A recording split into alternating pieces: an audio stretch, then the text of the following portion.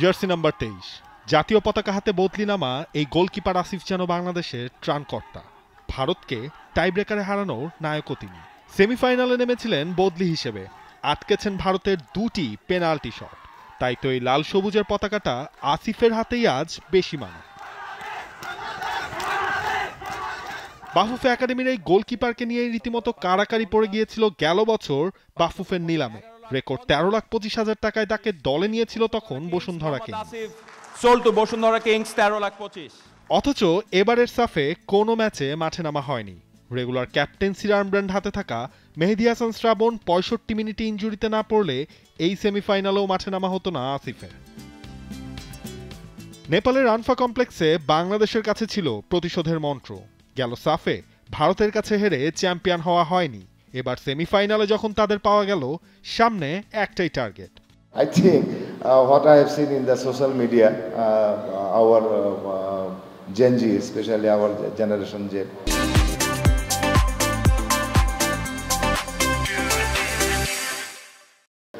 they all expecting that we won over India, and I think they will be happy and more happy. তবে শুরু থেকেই সেমিফাইনালে ভারত ছিল আক্রমণাত্মক। উল্টো শুরুর লিডটা পেয়ে যায় বাংলাদেশ। রাব্বি রাহুলের অ্যাসিস্ট থেকে গোল করেন আসাদুল মোল্লা। বাফুফের নিলাম থেকে তাকেও দলে কিনে নিয়েছিল গেল লিগের আগে আবাহনী লিমিটেড। বাংলাদেশের পুরো ম্যাচে গোল ওই একটাই। এরপর সুযোগ আসলেও যে চিরায়ত সেই গোল মিসের মহড়া আর লিড ধরে রাখতে না পারা। 90 মিনিট পর তাই ম্যাচের রেজাল্ট 1-1। আমাদের গোল করার আগ পর্যন্ত আমাদের প্ল্যানিং ঠিক ছিল, কিন্তু প্লেয়াররা আমার কাছে মনে হচ্ছে যে এটা আমাদের ন্যাশনাল ক্রাইসিস, এটা আমাদের জাতীয় একটা সমস্যা। সেটা হলো এক গোল লিড নেওয়ার পরে আরও অ্যাটাকিং খেলা যায়, আরও গোল করা যায়, সেটা আসলে তাদের আরও শিখতে হবে আমি মনে করি।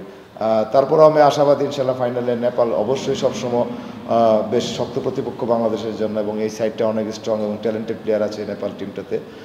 তারপর আমি আশাবাদী যে ফাইনালে একটা ভালো ম্যাচ হবে এবং আমাদের চ্যাম্পিয়নের চান্স রয়েছে ইনশাল্লাহ।